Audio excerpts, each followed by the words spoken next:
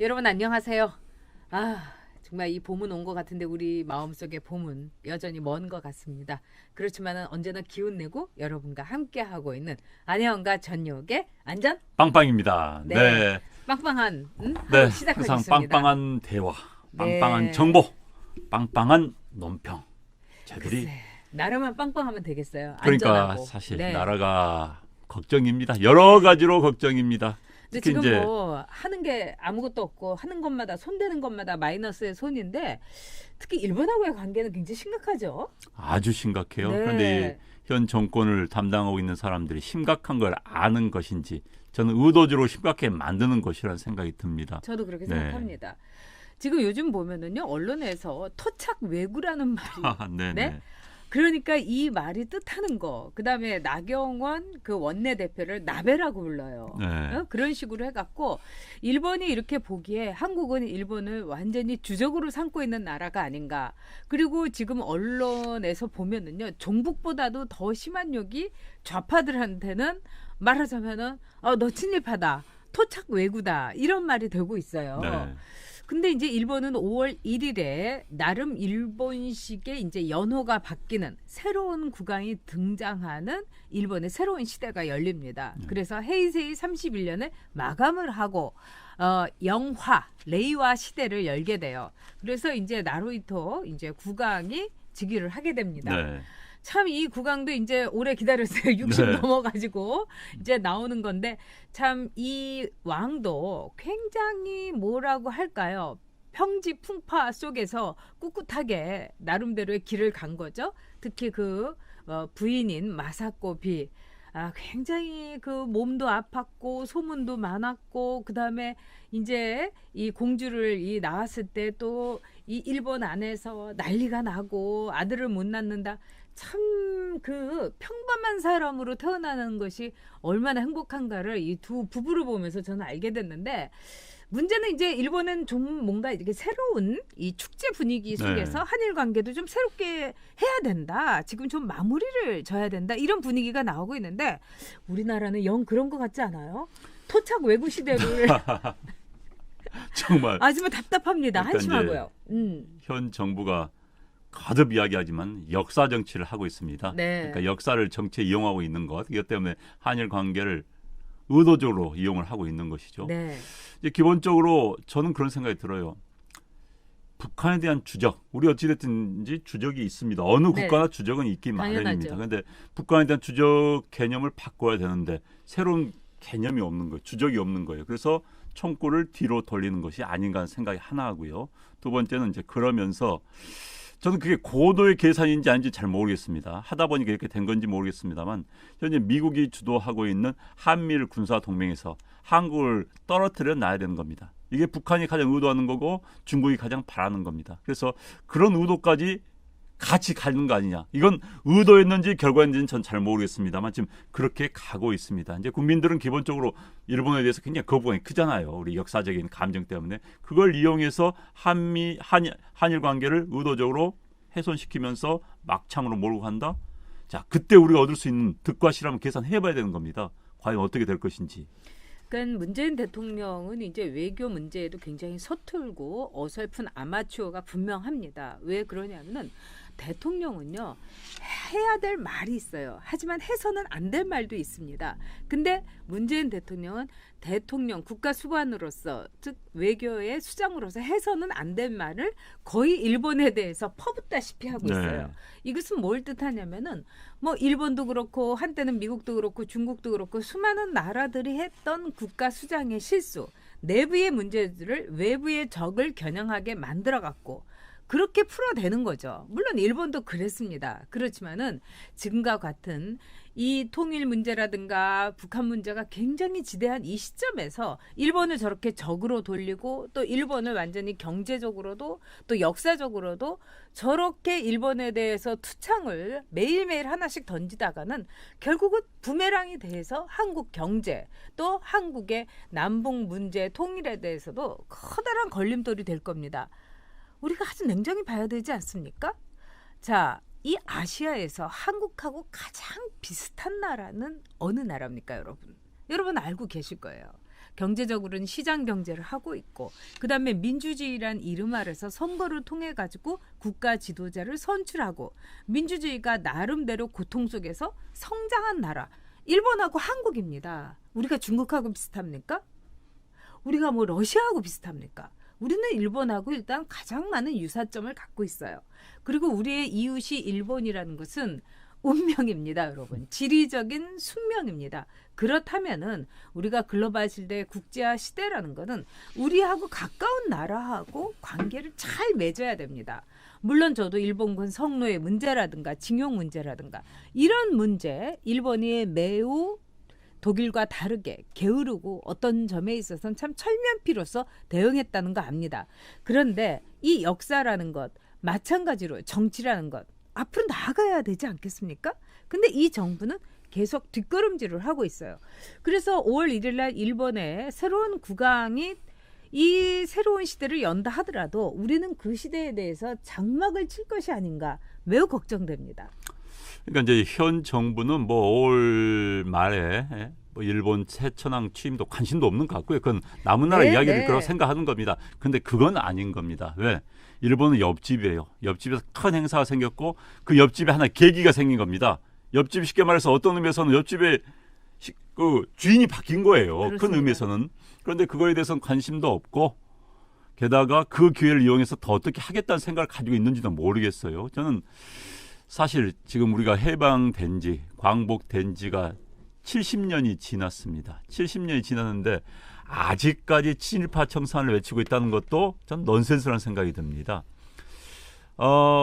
문재인 대통령은 아직도 머릿속에 그렇게 있는 것 같아요. 대한민국은 친일파가 장악을 해가지고 나라를 이 모양으로 만들었다. 친일파가 네. 군사 독재 정권과 빌붙어가지고 나라를 이렇게 만들었다. 한국의 기득권자는 다 친일파다. 자, 한국의 기득권자 다 친일파입니까? 정경 씨가 친일파입니까? 저는 묻고 싶어요, 사실. 대한민국에 누구 지금 뭐 누굽니까? 저기 한국당의 주요 간부들이 다 친일파입니까? 좀 묻고 싶어요. 그런데 아직도 머리에는 80년대, 70년대식 사고방식으로 친일파. 거기는 근데 이런 게 있습니다. 박정희 대통령이 일본군 장교 출신이기 때문에 박정희에 대한 반대를 하다 보니까 그래 박정희의 약점이 뭐냐? 일본군 장교 출신이다. 하다 보니까 몰아붙인 그 맥락에서 지금 대한민국을 해석하고 대한민국을 풀이하고 있는 겁니다. 이건 매우 잘못된 정말 구시대적인 사고방식이죠. 그래서 지금도 친일파가 장을 하고 있기 때문에 친일파를 청산해야 된다. 아니 해방 70년이 된 지금 뭘 청산합니까? 전 세계에서요. 식민지 국가와 비식민 국가, 그러니까 우리처럼 일본과 한국과는 이런 관계에서 식민 지배를 당한 국가 가운데서 식민지 국가에 가장 근접하게 생활 수준이랄까 경제 수준, 문화 수준이 도달한 나라는 우리밖에 없습니다. 우리는 그런 의미에서 거의 극복해 나가고 있는 거예요. 아니 베트남이 지금 프랑스를 극복하자 이야기합니까? 이렇게 갭이 커요. 극복 못한 거예요. 그런 의미에서는. 그런데 지금 와가지고 우리가 극복하자. 그러고 우리나라가 지금 친일파에서 지배당하고 있다. 웃기는 소리입니다. 일본 사람이 들으면 웃길 거예요. 아니 친일파? 누가 친일파인지. 그러니까 아마도 이제 그 맥락은 박정희 대통령에 대한 거부감. 그다음에 이제 이른바 그 학생운동할 때 한일 국교 수교에 반대했던 그 맥락에서 지금까지 온 건데 시대가 많이 변했죠. 정말 구시대적인 사고방식이죠. 그건. 네, 그리고요. 더 기가 막힌 거는 그 이명박 대통령 때 이명박 대통령이 오사카 출생이라는 걸 들어가지고 이명박 대통령의 어머님이 일본 여성이다. 이렇게 하면서 굉장히 많은 루머를 만들어냈는데 사실은 이제 이명박 대통령의 어머님은 일본어를 모르셨어요. 네. 그리고 정말 어떻게 보면은 교회 열심히 다니고 우리 명박이 뭐 우리 상득위에서 교회에 열심히 다니시면서 기도 많이 해주신 분인데 일본인에게 있어서 이 기독교만큼 먼 종교는 사실 없었습니다. 근데 좌파들이 이런 식으로 막 뭐라고 할까요? 하나의 이 네이밍, 레테를 붙였던 거죠. 그런데 저는 이런 생각이 듭니다. 이 사람들이야말로 또 문재인 대통령이야말로 진짜 박제된 대통령, 70년대와 80년대에서 모든 것이 멈춘 대통령이 아닌가. 그래서 새로운 시대를 여는 거에 대한 두려움이 있고 새로운 시대에 대해서 무조건 그 시대를 말하자면은 구정물을 끼얹고 이래야지 자신들의 입지가 생긴다고 이렇게 보는 것이 아닌가 이런 생각이 듭니다. 지금 일본의 이제 히로히토 전범이었죠. 그리고 우리가 많은 고통을 당했죠. 그렇지만 히로히토 왕이 이제 이 세상을 두고 나서 새로운 시대를 열었던 이 아키히도는 굉장히 한국 문제에 대해서 아주 심정적으로 가까이 있었습니다. 그리고 사실 히로히토도 그 당시에 어이가 매일매일을 기록한 데 따르면 저 바다 건너 나라는 지금 어떤가 이러면서 한국에 대해서 계속 물었다는 거예요. 그래서 일본의 이제 일본 왕실을 많이 조사한 사람들은 일본 왕실은 그 기원이 백제인이었다. 그리고 일본과 한국은 한 나라였다. 그리고 일본 왕실의 뭐 결혼 풍습 앞으로 이제 여러분들이 보시고 또 즉위하는 것도 보시겠지만은 한국하고 굉장히 비슷합니다. 그리고 일본의 언어라든가 또 나라 같은 데 가보면요. 여기가 한국의 절인지 뭐 우리가 그걸 구분할 수가 없어요. 결국 이렇게 닮은 나라하고 우리가 국익이 아니라 정말 국가 이익을 이제 완전히 손상시켜 가면서 이렇게 사회를 나쁘게 해갖고 과연 우리가 얻는 것이 무엇인가? 이번에 오사카에서 G20가 열리는데 아베 총리가 뭐라고 했느냐? 한국의 문재인 대통령하고는 정상회담을 추진하지 않겠다 이렇게 얘기한 거예요. 아니 이게 말이 됩니까? 이렇게 말하는 아베도 저는 적절치 않다고 보지만 결국은 이렇게 만든 데 있어서의 우리 정부 문재인 대통령의 책임도 저는 분명히 있다 이렇게 생각합니다.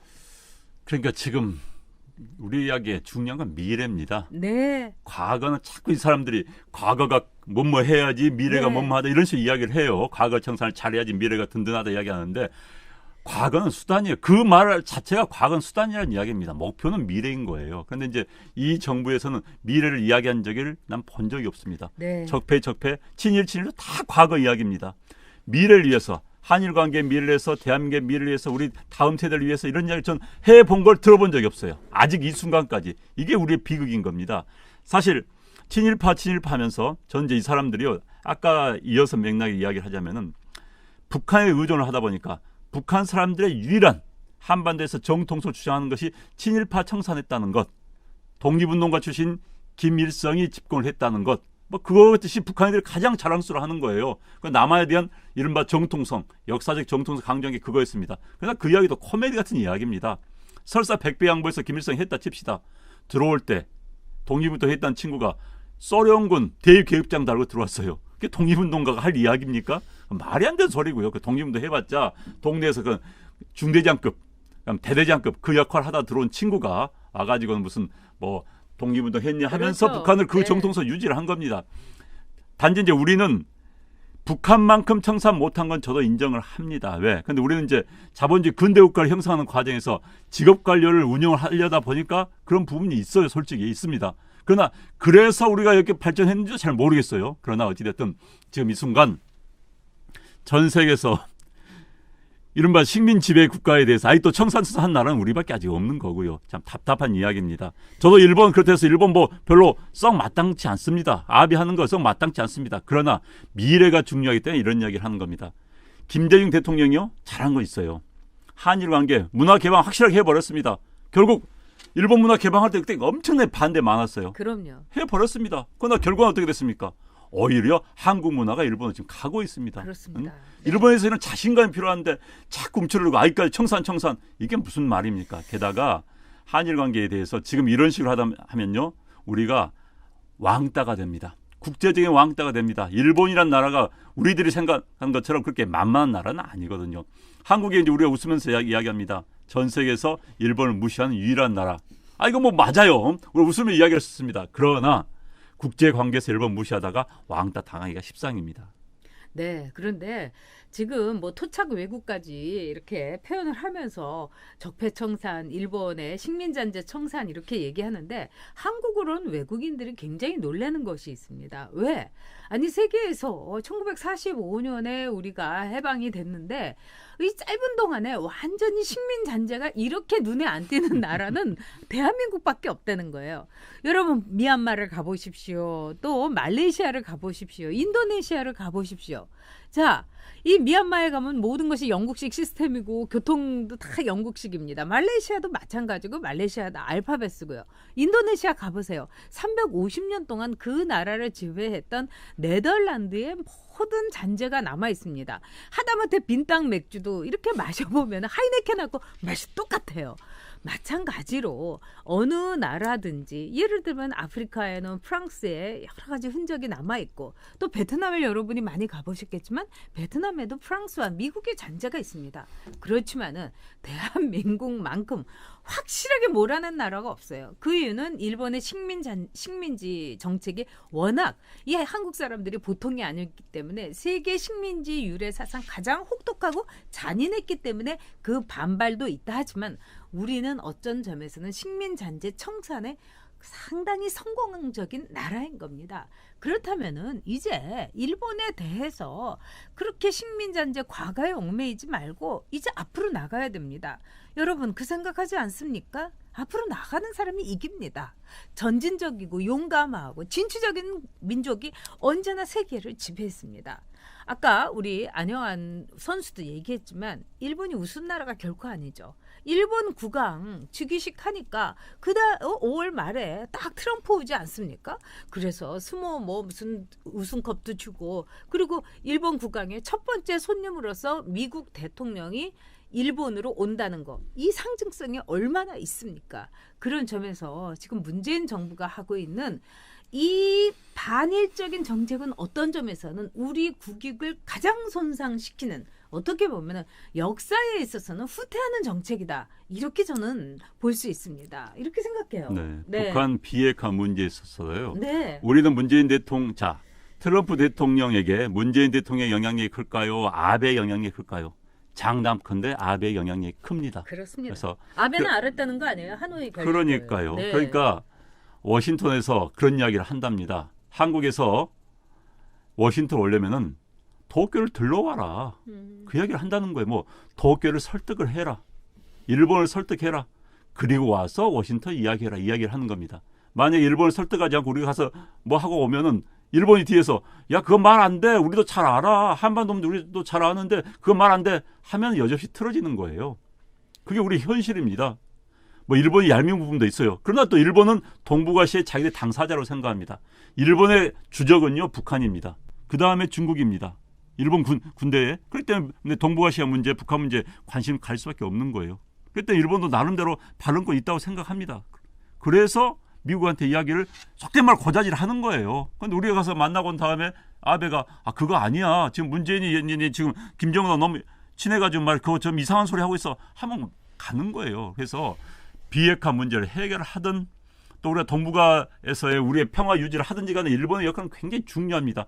그걸 간과하고 일본 공격한다 해서 아마도 그 사고의 틀은 뭐냐면은 친중적인 사고에서 시작되는 겁니다. 현재 이제 구도가요. 우리는 해양 세력 대 대륙 세력에게 충돌의 접점이 한반도가 있습니다. 그러면 대륙 세력은 러시아, 중국, 북한이 있는 거예요. 해양 세력은 일본, 미국, 한국이 있는 겁니다. 이 구도가 한반도를 접점에서 나눠져 있는데 우리는 그동안 해양 세력에 같이 함께 힘을 같이 하면서 여기까지 발전해 왔습니다. 그러나 현재 한반도의 남쪽을 지배하고 있는 상당수의 좌파들은 아니다. 왜? 미국이 싫기 때문에. 미국이 또 지지하는 일본이 싫기 때문에. 또 북한이 아주 미워하는 일본이 싫기 때문에. 그래서 대륙으로 자꾸 가려고 하는 겁니다. 그래서 친중, 친러, 친북이 되고 싶어하는 거예요. 그렇기 때문에 미국을 지금 당장 칠 수는 없습니다. 너무 세기 때문에.